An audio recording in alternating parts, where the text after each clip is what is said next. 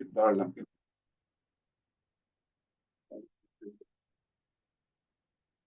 তো 4 নম্বর পয়েন্ট, জামাতবদ্ধভাবে থাকা, যতটা সম্ভব জামাতের মধ্য দিয়ে আমল করান। নামাজ যেমন, এলেম শিক্ষা বা অন্যান্য, আপনি বাইরে যখন বাইরে যান, তো পারতপক্ষে সম্ভব হলে কাউকে সাথে নিয়ে যান, এটাও জামাতবদ্ধ, এটাও সুন্নত। রাসূলুল্লাহ সাল্লাল্লাহু আলাইহি সাল্লাম বলেছেন, তোমাদের মধ্যে যে জান্নাতের সর্বোত্তম অংশ পেতে চায়, এখানে কে আছে যে জান্নাতের সর্বোত্তম অংশ পেতে চায় না? মন দিয়ে ভালো মতো শোনেন। তোমাদের মধ্যে যে জান্নাতের সর্বোত্তম অংশ পেতে চায়, সে যেন মুসলমানদের মূলকে আঁকড়ে থাকে। এখানে মূলকে বোঝাচ্ছে যে জামাতকে, যেই জামাত আল্লাহর হুকুমের উপরে, নবীর সুন্নতের উপরে মুসলমানদের মূলকে আঁকড়ে থাকে। কারণ শয়তান তার সাথে থাকে, যে একা যে একা তার সাথে থাকে, কিন্তু সে দুজনের থেকে অনেক দূরে থাকে। দুজনের যদি হয় তো অনেক দূরে থাকে। কেউ একা, তো তার তার ক্ষতি করার চেষ্টা করে। ওই ভেড়ার কথা যে বললাম, একটা ভেড়া আর জামাতবদ্ধভাবে ভেড়া। উল্লেখ্য যে জামাত যদি সত্য অর্থাৎ কোরআন ও সুন্নাহকে মেনে না চলে, তাহলে তার কিছুই গণ্য হবে না। সেই জামাতের থেকে কোনো লাভ নাই। জামাতবদ্ধ আছেন, কিন্তু সেই জামাত হলো শয়তানের জামাত, আল্লাহর হুকুম মানে না, নবীর সুন্নত মতো চলে না, তো সেই জামাতের সাথে থেকে লাভ নাই। রাসূলুল্লাহ সাল্লাল্লাহু আলাইহি সাল্লাম বলেছেন, তোমাদের পূর্বে যারা আহলে কিতাব এসেছে, তারা ৭২টা দলে বিভক্ত হয়ে গেছে, এবং এই জাতি, মুসলমান জাতি, ৭৩টা দলে বিভক্ত হবে। ৭৩টা দলে বিভক্ত হবে, ৭২টা জাহান্নামে এবং একটা দল বেহেশতে যাবে।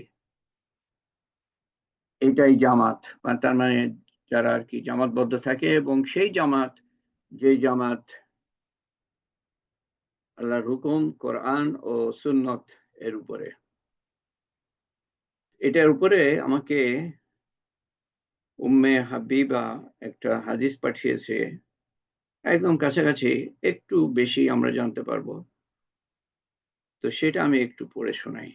ছোট্ট হাদিস, কাছাকাছি। উম্মে হাবিবা, হ্যাঁ, হাদিসটা হলো যে, এটা হলো কোথাকার হাদিস, আবু দাউদ তিরমিজি। আর এই হাদিসটা যেটা আমি আপনাদের সামনে যে আপনাদের সামনেই আছে, এটা হলো আবু দাউদ শরীফ থেকে।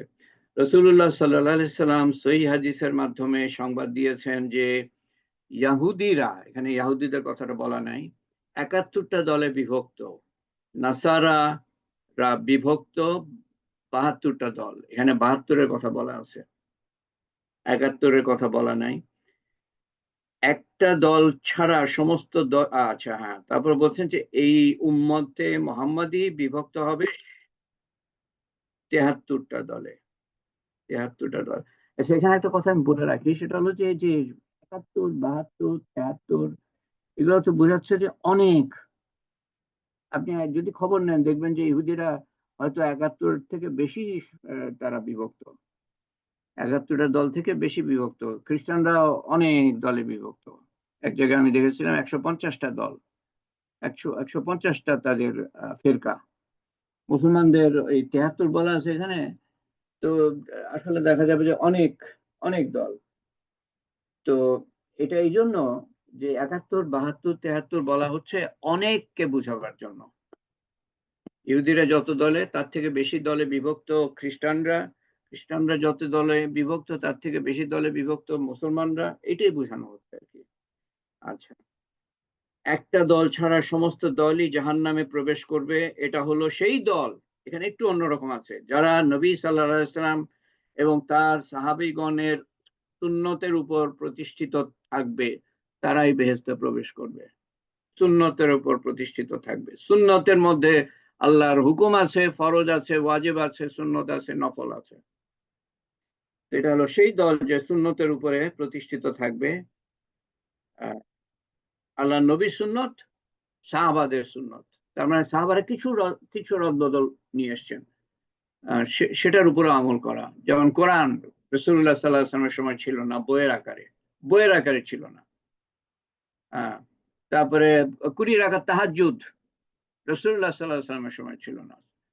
ওমর রাদিয়াল্লাহু আনহু এটা প্রতিষ্ঠিত করেন। রাসূলুল্লাহ সাল্লাল্লাহু আলাইহি ওয়াসাল্লাম আমাদের বলে গিয়েছেন, আমাকে অনুসরণ করো, আমার সাহাবাদের অনুসরণ করো।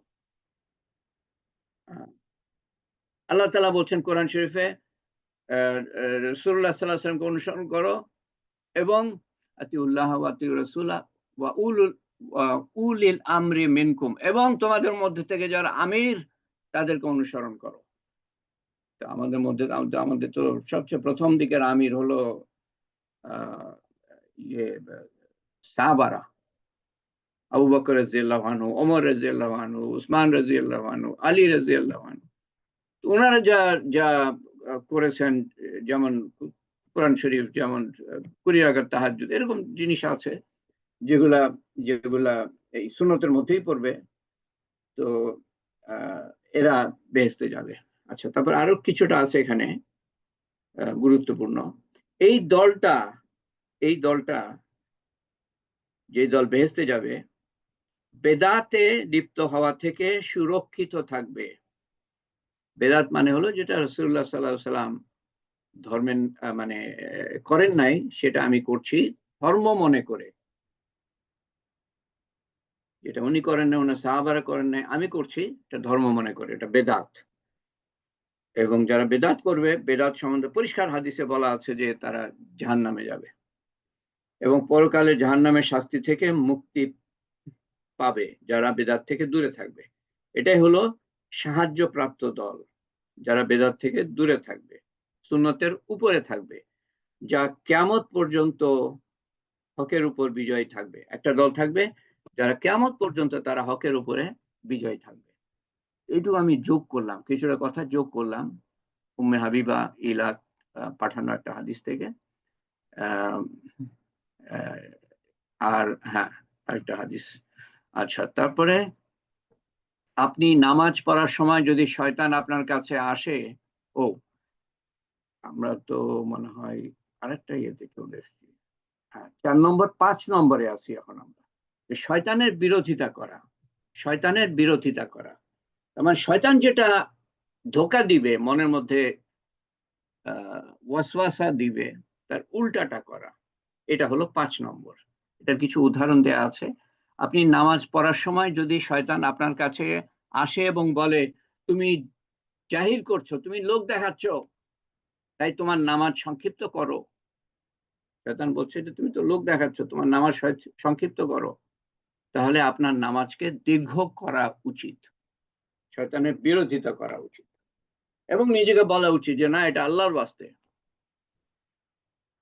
আপনি নামাজ পড়ার সময় যদি সে শয়তান রিয়া প্রবিষ্ট করায়, রিয়া ঢুকিয়ে দেয় মনের মধ্যে, তার মানে লোক দেখানো ভাব ঢুকিয়ে দেয়, তাহলে বলুন এটা আল্লাহর জন্য, এতে পুরস্কার দ্বিগুণ করা হবে।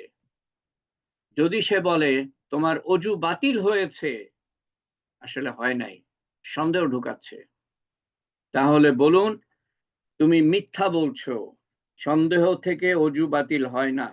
আপনি যদি নিশ্চিত থাকেন যে অজু আমার গিয়েছে তো গিয়েছে, আর যদি মনে করেন যে অজু থাক গেল কিনা, এই সন্দেহের উপরে অজু যাবে না। সন্দেহের উপরে আপনি আবার নতুন করে অজু করবেন না। করতে চান সেটা আরেক কথা, কিন্তু শুধু শুধু কষ্ট করার দরকার নাই যদি আপনি নিশ্চিত না থাকেন। শয়তানের বিরোধিতা করা, আরো কিছু উদাহরণ আছে। যদি সে আপনাকে বলে যে মৃতরা আপনার কথা শুনতে পারে বা তোমার কথা শুনতে পারে এবং তোমার উপকার বা ক্ষতি করতে পারে, তাকে বলেন তুমি মিথ্যা বলছো, মৃতরা শুনতেও পায় না, উপকারও করতে পারে না, ক্ষতিও করতে পারে না। শয়তানের বিরোধিতা। এছাড়াও যখন আমরা জানি যে কোনো কিছু নির্দিষ্ট উপায়ে করা শয়তানের বৈশিষ্ট্য, শয়তান এইভাবে করে থাকে, তখন আমাদের উচিত বিষয়টা ভিন্নভাবে করা এবং তার মাধ্যমে শয়তানের বিরোধিতা করা। জানি যে শয়তান এভাবে করে। যেমন উদাহরণ দেয়া আছে যে রাসূলুল্লাহ সাল্লাল্লাহু আলাইহি ওয়াসাল্লাম বলেছেন, আমাদের কেউ যখন খায় সে যেন ডান হাতে খায়, এবং যখন পান করে তখন যেন ডান হাতে পান করে।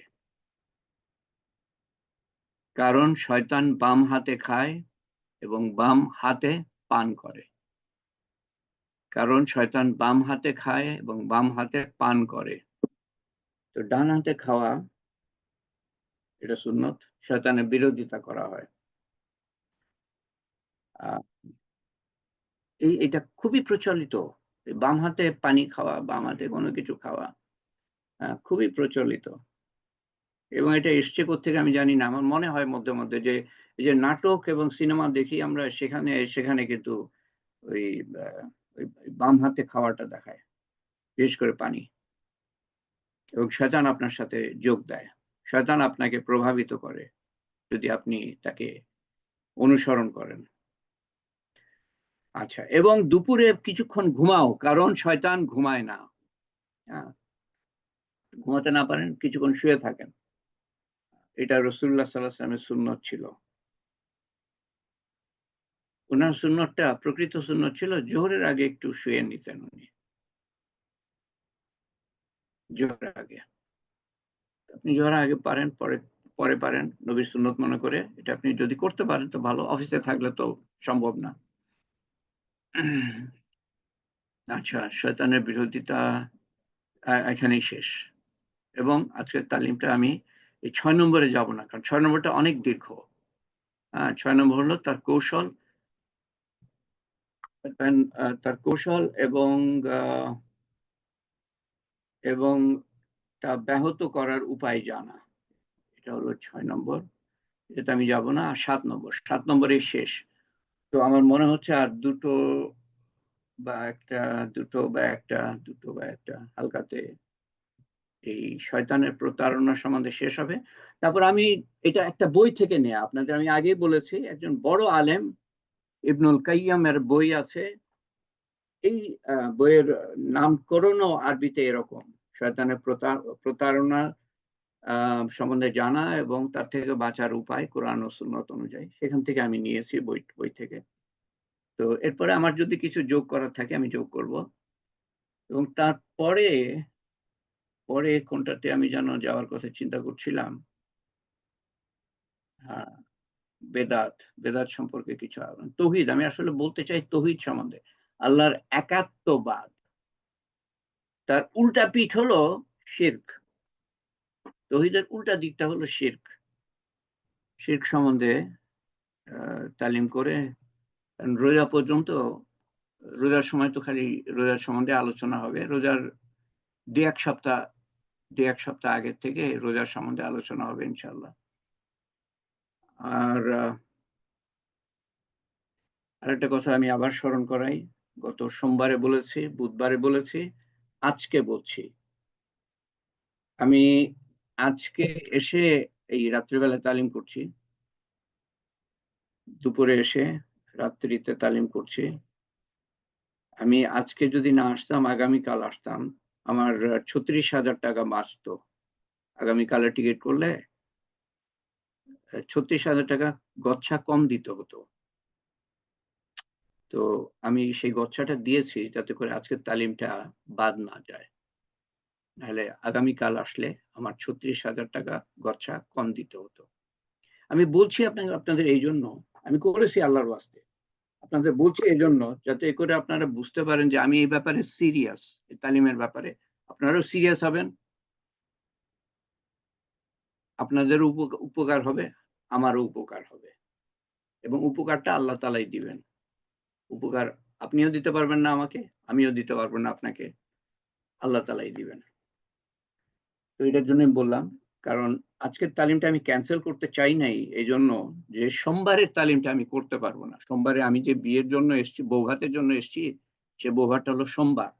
পরপর দুটো তালিম ক্যান্সেল করা ঠিক হবে না কখনোই। মানে 4 বছর 8 মাসে করি নাই। দু একদিন যদি কোনো সময় তালিম ক্যান্সেল করতে হয়েছে, সেটা আমি একটা তালিম ক্যান্সেল করে পরে আমি মেকআপ করে নিয়েছি। তো সোমবারের তালিমটা হবে মঙ্গলবারে, তারপরে বুধবারের তালিম। আচ্ছা, তো আমরা দোয়ার পর্বে যাই।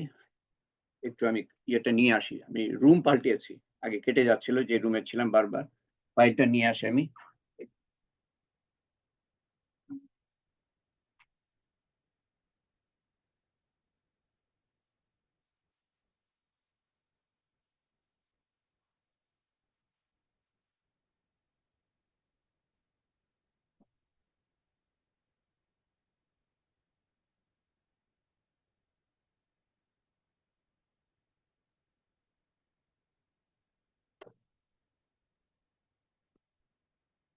আমরা দোয়া করি সবার জন্য যারা অসুস্থ, আল্লাহ তাআলা সুস্থ করে দেন। নাম আমার আছে আমার কাছে, সেগুলো আমি পড়ছি। আল্লাহ তাআলা সুস্থ করে দেন, এদেরকে সুস্থ রাখেন। এদের অনেকের চিকিৎসা হয়ে গিয়েছে, কিন্তু এমন অসুখের চিকিৎসা হয়েছে যে দোয়ার উপরেই থাকা উচিত সবসময়। রোজি, রেশমা, ডক্টর কানিজ হাসিনা, ছবি আপা, হাসনা বেগম, শাইলা কাদের,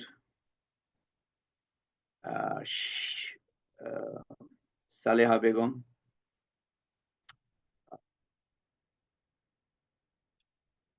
ক্যান্সার রোগী আরো আছে, চিকিৎসা চলছে। আমার ছোট ভাই Abdul Habib, Tuli Australia, cancer patient. Dialysis patient Mohammad Masidur Reza, Nasima Akter Buli. আল্লাহ তাআলা এদের সবাইকেই সুস্থ রাখেন। এবং জনাব নাসিরউদ্দিন আহমেদ অসুস্থ, জনাব মোহাম্মদ এনামুল হক সাহেব অসুস্থ, এক আপা আছেন নাম প্রকাশে অনিচ্ছুক, আল্লাহ তাআলা ওনাকে সুস্থ রাখেন। আব্দুল কাদেরের নাতনিকে আল্লাহ তাআলা সুস্থ রাখেন। সালমা খাতুন মিনুকে সুস্থ করে দেন সম্পূর্ণ। জিনাত জিতুকে সার্জারি ছাড়া আল্লাহ তাআলা সুস্থ করে দেন। শাহিদা বেগমকে আল্লাহ তাআলা সুস্থ করেন, সুস্থ রাখেন। জাহিনকে আল্লাহ তাআলা সুস্থ রাখেন। নাইমুর রহমান সাহেবের মাতাকে আল্লাহ তাআলা সুস্থ রাখেন। একটা মেসেজ আছে দেখি, হালকার শিরিন আহমেদ আজ বাদ জুম্মা সবার জন্য হারাম শরীফ থেকে দোয়া করেছেন। আজ রাত 12:30 জেদ্দা থেকে ঢাকার উদ্দেশ্যে আসবেন। তো আমরা ওনার জন্য দোয়া করি। শিরিন আহমেদ এর জন্য দোয়া করি, আল্লাহ তাআলা ওনার উমরা কবুল করেন। তো নাইমুর রহমানের মাতার জন্য দোয়া করি আমরা, উনি সুস্থ থাকেন। শাহাদাতের জন্য দোয়া করি, আল্লাহ তাআলা তাকে সুস্থ রাখেন। তারপরে রাজিয়া খালার সার্জারি হয় নাই, চোখের সার্জারি, উনি একটু অসুস্থ আছেন, যে জন্য সার্জারি করা সম্ভব হয় নাই। আল্লাহ তাআলা ওনাকে সুস্থ রাখেন, উনি অত্যন্ত নিয়মিত অংশগ্রহণকারী। তারপরে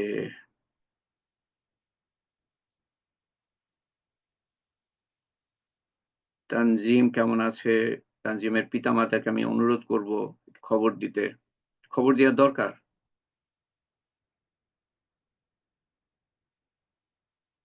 বেগম চাঁদ সুলতানাকে আল্লাহ তাআলা সুস্থ রাখেন। আলম প্যারালিসিসের পেশেন্ট, প্যারালাইজড, আল্লাহ তাআলা আলমকে সুস্থ রাখেন। তাইতেনজির ভুইয়ার সমস্যার সমাধান করে দেন। শরীফুদ্দিন পিকুর সমস্যার সমাধান করে দেন। যারা ইন্তেকাল করেছেন আমাদের মধ্য থেকে গত 4 বছর 8 মাসে, আমাদেরই আপনজন প্রিয়জন, তাদেরকে আল্লাহ তাআলা জান্নাতুল ফেরদৌস নসিব করেন। আগেও যারা ইন্তেকাল করেছেন তাদেরও জান্নাতুল ফেরদৌস নসিব করেন, কিন্তু আমি নাম পড়ছি যারা এই 4 বছর 8 মাসে ইন্তেকাল করেছেন। খন্দকার ইউনুস আলী, আমরান শাহী আক্তার, শাহজাহান সাহেব, জনাব সৈয়দ আশরাফুল হক, বেগম নূর নাহার, জনাব তরিকুল ইসলাম, ইয়াসমিন সাগরী, খন্দকার আশফাকুল ইসলাম অলিন্দ, জনাব মোহাম্মদ মাহবুবুর রহমান, জনাব রূপচাঁদ শেখ, জনাব আনওয়ারুল ইসলাম, বেগম আনোয়ারা বেগম, বেগম আসমা খাতুন, শেখ ওয়াসিউজ্জামান আসিফ, জনাব আব্দুল আজিম, জনাব কাজী মোহাম্মদ শরীফ, বেগম নার্গিস পারভিন, মাহমুদুর রহমান অনি, জনাব মনোয়ার হোসেন, বেগম আফরোজা, মোহাম্মদ আজিজুল হক, জনাব আজহারুল ইসলাম কুরেশি, জনাব বেগম আনোয়ারা বেগম, জনাব আবু বকর সিদ্দিক, বেগম ওয়াহিদা বানু, বেগম মনোয়ারা সুলতানা। যদি কারো নাম বাদ গিয়ে থাকে, 4 বছর 8 মাসে ইন্তেকাল করেছে, তোমাকে নাম দিয়ে দিবেন। আল্লাহ তাআলা আমাদের সবাইকে কবুল করেন এবং মনের আশা আকাঙ্ক্ষা পুরা করেন, দুনিয়া ও আখিরাতের বিপদ আপদ দূর করেন। আল্লাহুম্মা আমিন। আল্লাহুম্মা সাল্লি আলা সাইয়্যিদিনা মুহাম্মদ জাযাল্লাহু আন্না মুহাম্মাদান সাল্লাল্লাহু আলাইহি ওয়াসাল্লাম মা হুয়া আহলুহু লা ইলাহা ইল্লাল্লাহুল হালিমুল কারীম সুবহানাল্লাহি রাব্বিল আরশিল আযীম ওয়ালহামদুলিল্লাহি রাব্বিল আলামিন আসআলুকা মুজিবাতি রাহমাতিকা ওয়া আযাইমা মাগফিরাতিকা ওয়া গনিমাতা মিন কুল্লি বিররিন ওয়া সালামাতা মিন কুল্লি ইসম লা তাদা লানা যামবান ইল্লা গফারতাহু ওয়া লা হাম্মান ইল্লা ফারাজতাহু ওয়া লা মারিজান ইল্লা শিফাইতাহু ওয়া লা দাইনান ইল্লা কাযাইতাহু ওয়া লা মুজাহিদান ইল্লা নাসারতাহু ওয়া লা মুসলিমান ইল্লা রাহিমতাহু ওয়ালা হাজাতান হিয়া লাকা রিজান ইল্লা কাযাইতাহা ইয়া আরহামার রাহিমিন, ইয়া আরহামার রাহিমিন, ইয়া আরহামার রাহিমিন। আল্লাহুম্মা আসআলুকা মিন খায়রি মা সালাকা মিনহু নাবিয়ুকা মুহাম্মদ সাল্লাল্লাহু আলাইহি ওয়াসাল্লাম ওয়া নাউযু বিকা মিন শাররি মা ইসতাযাকা মিনহু নাবিয়ুকা মুহাম্মদ সাল্লাল্লাহু আলাইহি ওয়াসাল্লাম। আনতাল মুস্তাআন ওয়া আলাইকাল বালাগ ওয়া লা হাওলা ওয়া লা কুওয়াতা ইল্লা বিল্লাহিল আলিয়্যিল আযীম। রব্বানা আতিনা ফিদ দুনিয়া হাসানাতাও ওয়া ফিল আখিরাতি হাসানাতাও ওয়া কিনা আযাবান নার। আল্লাহুম্মা ইগফির লি উম্মতে মুহাম্মদ সাল্লাল্লাহু আলাইহি ওয়াসাল্লাম। আল্লাহুম্মা আরহাম উম্মতে মুহাম্মদ সাল্লাল্লাহু আলাইহি ওয়াসাল্লাম। আল্লাহুম্মা আহফাজ উম্মতে মুহাম্মদ সাল্লাল্লাহু আলাইহি ওয়াসাল্লাম। আল্লাহুম্মা আহদি উম্মতে মুহাম্মদ সাল্লাল্লাহু আলাইহি ওয়াসাল্লাম।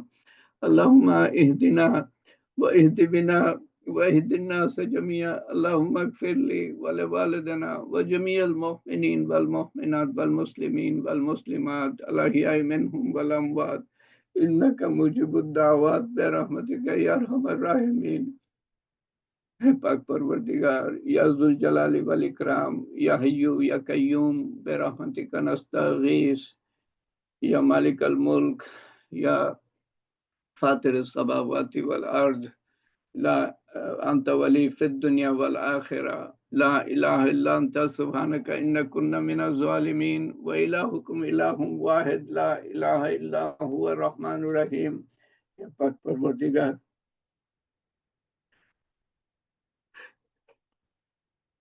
হে পাক পরবর্তীগার, তুমি আমাদের প্রতি অশেষ মেহেরবানি করেছো আল্লাহ।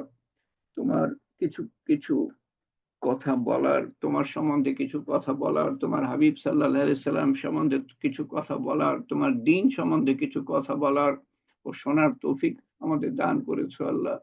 তুমি বড়ই মেহেরবানি করেছো আমাদের আল্লাহ। তুমি আরেকটু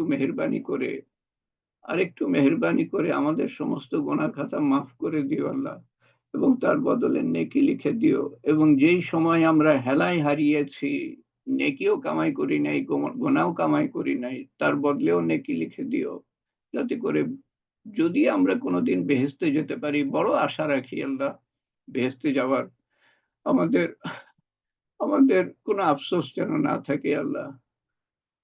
সমস্ত গুনাহ খাতা মাফ করে দিও, এবং ব্যক্তিগতভাবে যা আমল আমরা করতে পেরেছি এবং সমষ্টিগতভাবে যা আমল আমরা করতে পেরেছি, সমস্ত কিছুর ভুল ভ্রান্তি সংশোধন করে তোমার শাহী দরবারে কবুল করে নিও, এবং তার সওয়াব রাসূল করিম সাল্লাল্লাহু আলাইহি ওয়াসাল্লামের রূহ মুবারকের কাছে পৌঁছে দিও, এবং তার সওয়াব পৌঁছে দিও আমাদের আপনজন, প্রিয়জন, নিকটজন, পিতামাতা থেকে নিয়ে সমস্ত মুরব্বিয়ান তথা সমস্ত মুসলমান এর রুহের কাছে পৌঁছে দিও।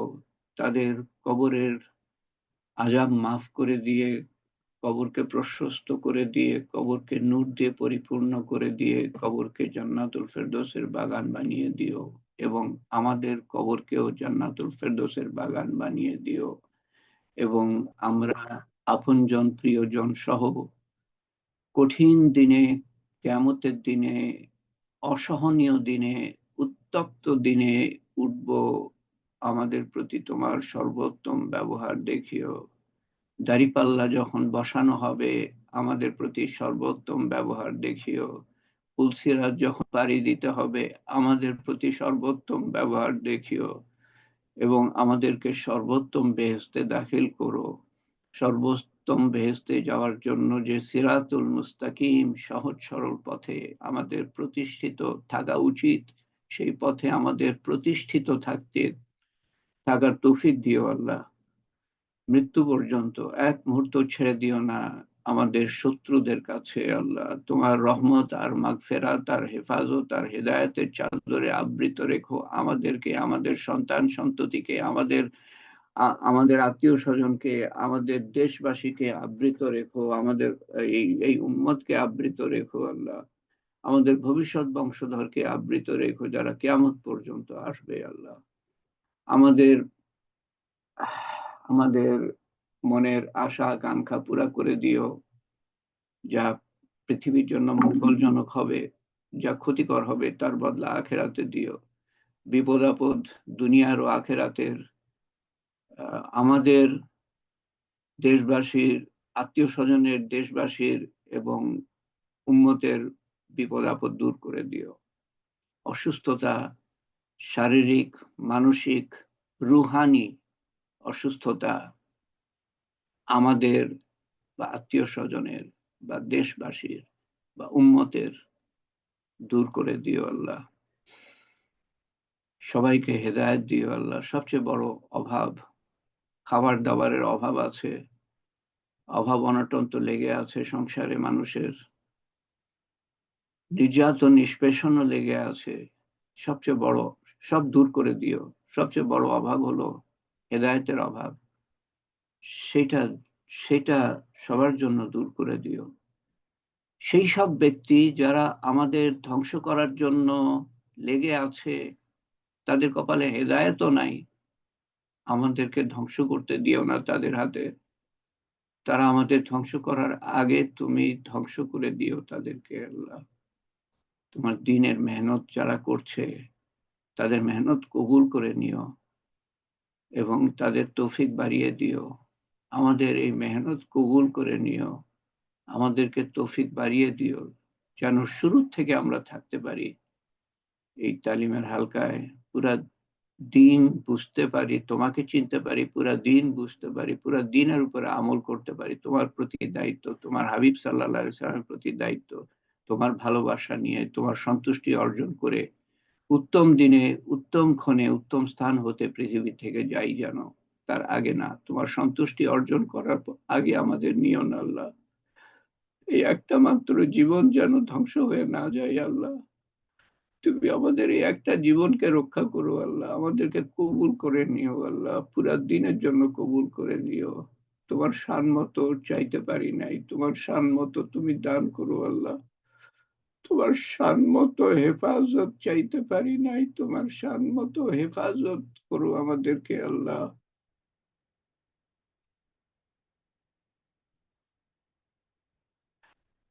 আমাদের সবার মনের আশা আকাঙ্ক্ষা কবুল করে নিও, আমাদেরকে কবুল করে নিও। তোমার কবুলিয়ত সমস্ত কিছু।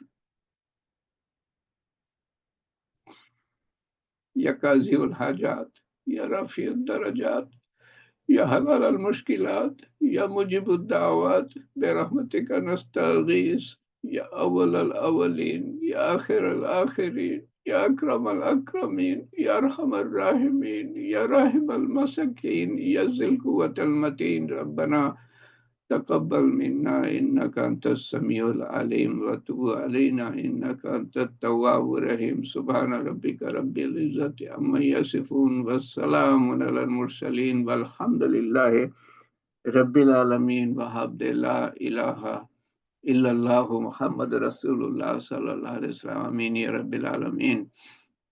সুবহানাল্লাহি ওয়া বিহামদিহি সুবহানাকাল্লাহুম্মা ওয়া বিহামদিকা আশহাদু আল্লা ইলাহা ইল্লা আনতা আস্তাগফিরুকা ওয়া আতুবু ইলাইকা। সামনে